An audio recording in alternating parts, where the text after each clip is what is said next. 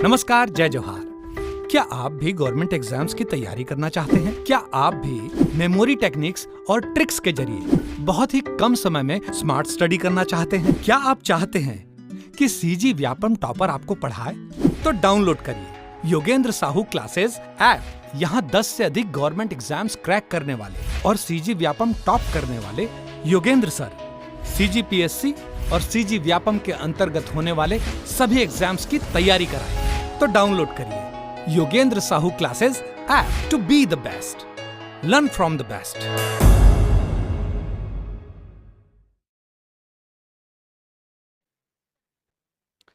नमस्कार, आप सभी का स्वागत है योगेंद्र साहू ऑनलाइन क्लासेस में।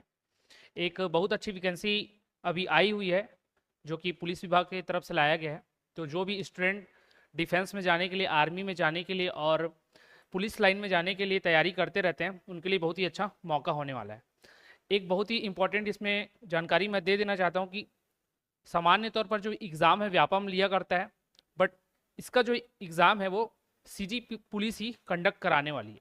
और इसका जो नोटिफिकेशन है वो आपको कहाँ देखने को मिलेगा? तो वो जो छत्तीसगढ़ पुलिस का वेबसाइट है वहीं आपको देखने को मिलेगा। ठीक है, तो इसका जरूर ध्यान रखें। आप व्यापम के वेबसाइट पर जाकर चेक करने लग जाएंगे, उससे अच्छा बेहतर है कि यहाँ पर पहले से जान लें कि सीजी पुलिस के ही वेबसाइट पर मिलेगा। इसका लिंक यहाँ पर दिया हुआ है, इस पर फोकस कीजिएगा। ठीक है, अब ये जो फॉर्म फिलअप करने का डेट दिया गया है वो 20 तारीख से शुरू होने वाला है, 20 अक्टूबर को, जो कि 20 अक्टूबर से 30 नवंबर तक चलने वाला है। यहाँ पर डेट भी देख लीजिएगा। कई लोग रहते हैं कि आखिरी टाइम पर ही भरने के एकदम इच्छुक रहते हैं, वो लोग देख लेना कि 11:59 तक ही भराएगा। ऐसा नहीं कि आप 11:55 को ही बैठे 5 मिनट में फॉर्म भरने के लिए, तो उससे पहले ही भर लीजिएगा।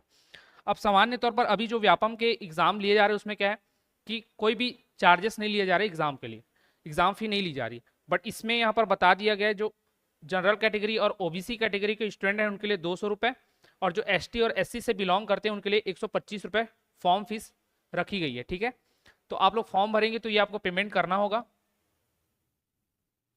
अब इसके बाद देखेंगे हम लोग, तो ये जिलावार निकला है। आप जिस भी जिले से संबंधित हैं, यहाँ जहाँ पर भी अपने अलावा किसी अन्य जिले में आप जाने की इच्छुक होंगे तो वहाँ से भी आप अपना पोस्टिंग ले सकते हैं। तो ये अलग अलग जिलों में अलग अलग वैकेंसियाँ आई हुई है। तो ये बलौदाबाजार, भाटापारा, धमतरी, रायपुर, गरियाबंद, इसी तरीके से जितने भी हमारे 33 जिले उनमें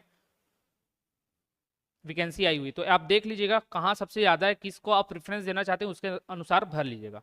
अब इसमें एक विशेष चीज़ ध्यान देना, एक तो जीडी है और जीडी के अलावा कुछ जो पोस्ट हैं वो ट्रेड के हैं, जैसे कि चालक हो गया, ट्रेड टेलर हो गए, जैसे कि मोची हो जाते हैं, धोबी होते हैं। इन सभी पर आपको और भी वैकेंसी देखने को मिलेंगी। अब ये ट्रेड क्या है तो इसका ध्यान रखना। कई लोग का एक स्किल होता है अलग से कि वो टेलरिंग का काम कर सकते हैं, धोबी कपड़े धोने का काम कर सकते हैं, या मोचीगिरी उन्होंने सीखा हुआ है, या फिर कई लोग कुक रहते हैं, तो वो लोग क्या कर सकते हैं, अपना एक अलग पोस्ट ले सकते हैं इन सभी ट्रेड में जाकर।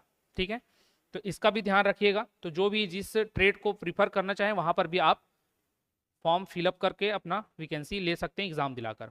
अब ये सभी जिलों के अनुसार यहाँ पर वैकेंसी दी हुई है, इसको आराम से आप देख लीजिएगा, वेबसाइट पर ये आपको अवेलेबल हो जाएगा। और वहाँ अगर नहीं मिलता तो हम हमारे ऐप पर इसे अपलोड करवा देंगे, योगेंद्र साहू क्लासेस में आपको मिल जाएगा। अब मुख्य तौर पर देखिएगा तो यहाँ पर आरक्षण की बात की गई है। तो जितने भी पोस्ट हैं टोटल 5967 इतने कुछ पोस्ट हैं, इसमें से जो 10% है वो पोस्ट आपको भूतपूर्व सैनिकों के लिए देखने को मिलेगा। तो 10% जो आरक्षित रहेगा किसके लिए? भूतपूर्व सैनिकों के लिए। इतना आपको ध्यान में रखना है। ठीक है, इसके अलावा 30% यहाँ पर लिखा हुआ है, 30% जो है महिलाओं के लिए आरक्षित रखा गया है, ये 30%। बाकी जो बचा वो नॉर्मल जो कैंडिडेट जो पुरुष होते हैं उनके लिए। 10% आप निकाल लीजिएगा और 30% निकाल लीजिएगा। उसके बाद जो बचा है वो किनके लिए? सामान्य जो स्टूडेंट रहते हैं, पुरुष जो रहते हैं उनके लिए रखा गया है। और बाकी जो आरक्षण के नियम है वो जैसा चला आ रहा है उसी तरीके से चलेगा। यहाँ पर पे लेवल की बात की गई है, जो कि लेवल 4 का आपको वेतन दिया जाएगा 19,500।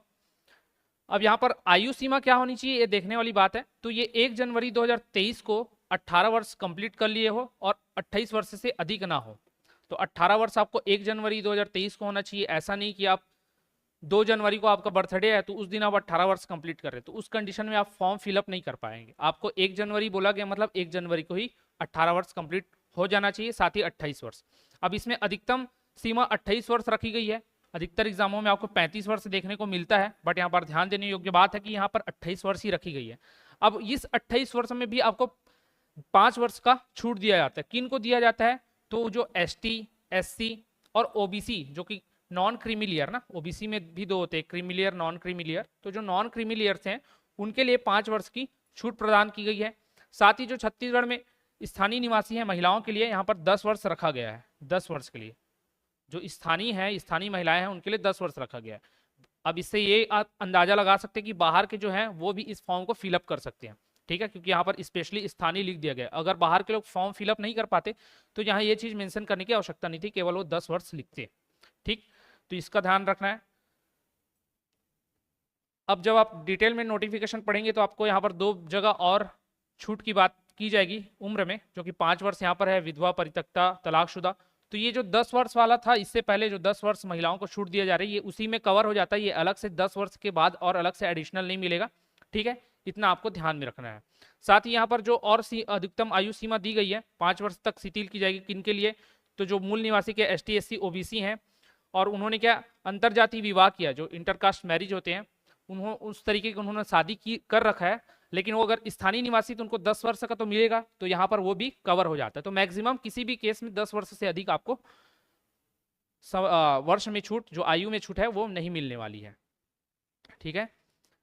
अब देखना यहाँ पर शैक्षणिक अर्हता की बात की गई है, तो इसमें 10+2 प्रणाली के अंतर्गत, जो कि आजकल जो चलता है, हम लोग 10वीं 12वीं जो एग्जाम दिलाते हैं उसमें या तो 10वीं पास हो, 12वीं पास हो, चल जाएगा, या फिर समकक्ष परीक्षा मतलब जो पहले के टाइम पे जो मैट्रिक लेवल का एग्जाम होता था वो भी चलेगा। अब छत्तीसगढ़ के से पास आउट हो चाहे मध्य प्रदेश राज्य में जब बना था, जब बनने से पहले छत्तीसगढ़ मध्य प्रदेश में था, तो उस टाइम भी अगर आप पास हुए हो तो भी अभी आपके क्वालिफिकेशन को मान लिया जाएगा, मान्यता दे दी जाएगी, ठीक है। केवल अनुसूचित जनजाति के उम्मीदवार 8वीं कक्षा उत्तीर्ण होने पर भी पात्र होंगे। तो अनुसूचित जनजाति जो ST वर्ग से बिलोंग करते हैं स्टूडेंट, उनके लिए 8वीं कक्षा रखी गई है। तो केवल ST के लिए इस बात का ध्यान रखना है, यहाँ पर SC के लिए नहीं है, OBC के लिए नहीं है, उनको 10वीं 12वीं मांगा गया है। अब आरक्षक चालक, जो वहां पर मैंने अलग अलग ट्रेड बताया, उसमें जो चालक के रहेंगे उनको भारी वाहन चालन का एक लाइसेंस जो मिलता है वो होना चाहिए उनके पास। और जो ट्रेड से अलग अलग थे, धोबी, मोची, नाई, उनको उस ट्रेड में दक्षता होनी चाहिए, क्योंकि आगे चलकर उनका टेस्ट लिया जाता है। एक तो दक्षता टेस्ट लिया जाएगा कि आप इस प्रकार के जब काम जिसमें आपने ट्रेड में फॉर्म भरा है तो वो आप करके दिखाइए। साथ ही जो चालक रहेंगे उनको वाहन चालन करने के लिए बोला जाएगा। अब जितनी भी यहाँ पर योग्यताएं मांगी गई है वो आपको फॉर्म जो फिलअप करने का तिथि दिया गया 30/11, इस डेट तक आपका क्या होना चाहिए, कंप्लीट होना चाहिए सारे सर्टिफिकेट्स हर तरीके के। यहाँ जैसे लाइसेंस मांगा गया है तो उस डेट पर आपके पास लाइसेंस होना चाहिए। तो ये सारी चीजों को बोला गया है। अब ये इंपॉर्टेंट है शारीरिक अर्हता, क्योंकि ये सबसे पहले आपके जो लिखित एग्जाम होने से पहले ये होता है, या फिर लिखित पहले हो गया बाद में ये होगा, तो भी आपको इसको ध्यान में रखना है। अभी से आप तैयारी शुरू कर दीजिए, रनिंग वनिंग भी इसमें होगा। तो सबसे पहले जो शारीरिक है उसमें हम लोग देख लेते हैं। तो जो सामान्य वर्ग से हैं और SC और जो OBC से हैं उनके लिए 168 सेंटीमीटर की हाइट मांगी गई है। किनके लिए? तो पुरुष अभ्यर्थियों के लिए। सेम महिला अभ्यर्थियों के लिए क्या है, तो 158 सेंटीमीटर की हाइट मांगी गई है। अब ST वर्ग के लिए देखेंगे तो इसमें 158 पुरुष के लिए है और 158 सेम यहाँ पर महिलाओं के लिए दे दिया गया है, ठीक है। अब बस्तर एवं सरगुजा संभाग के जिला जो जसपुर सहित बोल रहे हैं, जसपुर सहित सरगुजा संभाग में मिलाकर बोला जा रहा है कि अनुसूचित जनजाति वर्ग के अभ्यर्थी के लिए और रिलैक्सेशन दिया गया है। यहाँ 153 कर दिया गया है और यहाँ भी 153 कर दिया गया है। तो ये हाइट में आपको कंफ्यूजन रहा होगा तो क्लियर हो गया। अब जो सीना फुलाने की बात होती है, जो सीने की मेजरमेंट होती है वो केवल पुरुषों के लिए है। उसमें देखो जो ऊपर के थे OBC, SC और जनरल, उनके लिए अविस्तारित मतलब सामान्य अवस्था में आपको 81, और जब आपको सीना चेस्ट फुलाने के लिए सांस अंदर लेने के लिए बोला जाएगा तो आपको 86 होना चाहिए। मतलब 5 सेंटीमीटर का एक्सपेंशन आपको करके दिखाना होगा। वही यहाँ पर कम से कम 5 सेंटीमीटर का अंतर होना चाहिए, ये बोला गया है। सेम ये सभी के लिए 5 सेंटीमीटर का एक्सपेंशन, चाहे वो OBC हो, ST हो, SC हो या फिर वो जनरल कैटेगरी से हो, सभी के लिए +5 यहाँ पर आप देख लीजिएगा। मिनिमम वाला बस देख लेना 81, 76 और 76 रखा गया, ठीक है। तो ये शारीरिक अर्हता की बात हो गई। अब अगर इसमें बात की जाए तो यहाँ पर साफ लिख दिया गया है कि जो दिव्यांग हैं, नौकनी है, फ्लैट फुट हैं, उन लोग को इसमें शामिल नहीं किया जाएगा। ठीक है, इन लोग को इसमें शामिल नहीं किया जाएगा। मतलब अगर आप फ्लैट फुट हैं, आपके पैर एकदम बराबर होते हैं, आपके पैर जब आप रखते हैं तो उनके बीच में गैप नहीं है, तो फ्लैट फुट के कैटेगरी में आते हैं, क्योंकि उनको दौड़ने में परेशानी होती है, इसलिए उनको बाहर रखा जाता है, तो वो फॉर्म नहीं भर पाएंगे, इस बात का ध्यान रख लेना। अब आंखों की भी यहाँ पर बोला गया कि आंखों से भी कोई किसी भी प्रकार का आपको रोग नहीं होना चाहिए। यहाँ पर जो मेजरमेंट है तो वही बता पाएंगे, लेकिन किसी भी प्रकार का आपको रोग नहीं होना चाहिए। अगर आपको चश्मा लगा हुआ है तो यहाँ पर दिक्कत वाली बात है, आप फॉर्म भरने में आपको दिक्कतें आएंगी। मुख्य रंगों में भेद नहीं, कई लोग कलर ब्लाइंडनेस से गुजरते हैं, तो उनको भी यहाँ पर फॉर्म भरने नहीं दिया जाएगा। यहाँ तृतीय लिंग के अभ्यर्थियों के लिए बताया गया कि प्रमाण पत्र में पुरुष उल्लिखित होने पर पुरुष अभ्यर्थियों के लिए निर्धारित मानदंड एवं महिला होने पर महिला अभ्यर्थी का किया जाएगा। तो जो थर्ड जेंडर के जो भी कैंडिडेट रहेंगे, अगर उनके सर्टिफिकेट में पुरुष लिखा है तो उनके लिए सारे मापदंड किसके अनुसार रहेंगे? पुरुष। और अगर महिला लिखा गया है तो महिला के अनुसार उनके सारे मापदंड होने वाले हैं। अब चयन प्रक्रिया की बात करते हैं, तो मैंने सबसे पहले बताया कि इसमें आपके जो भी फिजिकल हैं वो तो मांगे जाएंगे, साथ में आपके लिखित एग्जाम भी होंगे। तो देख लेते हैं, इसमें विभिन्न चरणों में संपादित होगी बोल रहे हैं। तो इसमें सबसे पहले दस्तावेज की जांच की जाएगी। सबसे पहले आपको वेरिफिकेशन के लिए बुलाया जा रहा है। शारीरिक नापजोख होगा, शारीरिक दक्षता ली जाएगी। इस शारीरिक दक्षता में आप ध्यान रखिए क्या है, लंबी कूद है, ऊंची कूद है, गोला फेंक है, 100 मीटर का दौड़ रखा गया है एवं 800 मीटर का दौड़ रखा गया है। तो ये 5 चीजों को आपको ध्यान में देना है और अभी से इसकी तैयारी शुरू कर देनी है। लिखित परीक्षा की बात की जाए तो सामान्य ज्ञान, बुद्धि क्षमता, विश्लेषण क्षमता और अंक गणित का 100 अंक। तो सेम 100 अंक कहाँ रखा गया था? आपके शारीरिक दक्षता में, और 100 अंक रखा गया है लिखित परीक्षा में। तो दोनों का आपको ध्यान में रखना है और दोनों के आधार पर ही आपके आगे चल के मेरिट बनने वाला है। ठीक है, अब यहाँ पर आरक्षक ये किसके लिए था? तो ये नॉर्मल जीडी के लिए था। जीडी के लिए यहाँ पर चालक के लिए बता दिया गया है, और ट्रेड वालों के लिए बताया गया कि दस्तावेज परीक्षण पहले होगा, शारीरिक नापजोख होगा, फिर शारीरिक दक्षता होगी परीक्षा। ठीक है, जिसमें पुरुषों के लिए 1500 मीटर दौड़ रखा गया और महिला अभ्यर्थियों के लिए 800 मीटर का दौड़ बस रखा गया। इसमें केवल दौड़ है 1500 मीटर और 800 मीटर, बाकी जो गोला फेंक, ऊंची कूद, लंबी कूद था इसमें नहीं रखा गया। अब लिखित परीक्षा इसमें होगी 100 अंक का और ट्रेड टेस्ट होगा। अब इसमें जैसे शारीरिक दक्षता परीक्षा में 100 अंक आपको दिए जा रहे थे, यहाँ पर ऐसा नहीं है। यहाँ पर आपके ट्रेड टेस्ट में 25 अंक दिया जाएगा और 100 अंक लिखित परीक्षा के रहेंगे। तो इसका ध्यान रखना। लिखित परीक्षा में क्या आएगा इसमें भी? तो यही सेम सारी चीजें, सामान्य ज्ञान आपको पूछा जाएगा, बुद्धि क्षमता, विश्लेषण क्षमता और अंक गणित पूछे जाएंगे। तो ये जो लिखित परीक्षा है, इस लिखित परीक्षा की तैयारी आप हमारे योगेंद्र साहू क्लासेस की तरफ से कोर्स लॉन्च किया गया, उसके माध्यम से कर सकते हैं।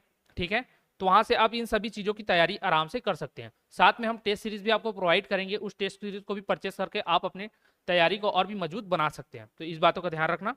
ठीक है, फिर आगे बढ़ते हैं, इसमें देखते हैं। अब इन जो 200 नंबर के पेपर होने वाले हैं, या फिर बोलूं 125 नंबर का जो ट्रेड वालों का होने वाला है, उसके अलावा अगर इनमें जो कैंडिडेट फॉर्म भर रहे हैं वो एक चीज का ध्यान रखें, अगर आपने राष्ट्रीय अंतर्राष्ट्रीय स्तर पर खेलकूद में आपके पास सर्टिफिकेट है या फिर आपने एनसीसी एनएसएस कर रखा है, तो उन सभी प्रमाण पत्र के लिए आपको 5-5 अंक प्रति प्रमाण पत्र दिया जाएगा। लेकिन ये 10 अंक से अधिकतम नहीं होगा। मान के चलो आप खेल में भी आपके पास प्रमाण पत्र है, एनसीसी में भी है और एनएसएस में भी है, तो तीनों का 5-5-5 15 नंबर होता है। बट ये 15 नंबर आपको नहीं मिलेगा, केवल 10। आपके 2 ही प्रमाण पत्र आपके काम आने वाले। लेंगे मांगेंगे वो तीनों, आप भर भी तीनों का सकते हैं, लेकिन आपको अधिकतम 10 अंक ही दिया जाएगा बोनस के रूप में। ये बात को ध्यान रखना। और ये सारे सर्टिफिकेट आपके अंतिम तिथि तक आपके पास होने चाहिए, ये इंपॉर्टेंट है। यहाँ पर लिखा भी गया है, ऑनलाइन आवेदन जमा करने की अंतिम तिथि को अभ्यर्थी आवश्यक रूप से धारित करने चाहिए इन सभी प्रमाण पत्रों को। तो इतनी जानकारी थी बेसिकली। मैं लास्ट बार फिर से बताना चाहूंगा कि ये जो एग्जाम है वो आपके छत्तीसगढ़ पुलिस बल के द्वारा लिया जा रहा है। तो इसके वेबसाइट पर ही आपको फॉर्म देखने को मिलेगा। फीस का मैंने जिक्र कर दिया। सारे जो भी जिले हैं उनमें कितने कितने पद है इसके बारे में आप अवलोकन कर लीजिएगा और उसके हिसाब से अपने फॉर्म को फिलअप कर लीजिएगा। ठीक है, कोर्स हम लॉन्च कर चुके हैं, तो आप उसे परचेस कर खरीद कर अपनी तैयारी को अभी से शुरू कर दीजिए, और जो शारीरिक दक्षता वाली चीजें हैं उनको भी अभी से करना शुरू कर दीजिएगा। तो इस वीडियो में हम इतना ही रखते हैं।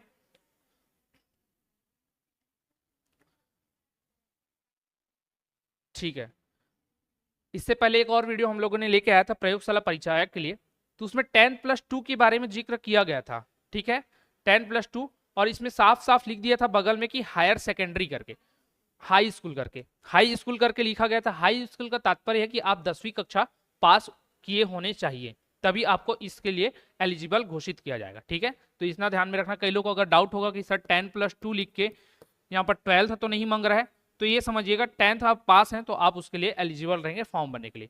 तो उस वाले वीडियो में अगर कुछ त्रुटि रह गई थी उसको मैंने बता दिया। फिलहाल इस वीडियो में मैंने जितना आपको बताया उतना आपको ध्यान में रखना है। फॉर्म जल्दी से जल्दी भर लीजिएगा, ठीक है, और अपनी तैयारी शुरू कर दीजिएगा। आशा करता हूँ आप जितने भी स्टूडेंट आप सभी का सिलेक्शन हो जाए। ठीक है, तो इस वीडियो में इतना ही रखते हैं। धन्यवाद।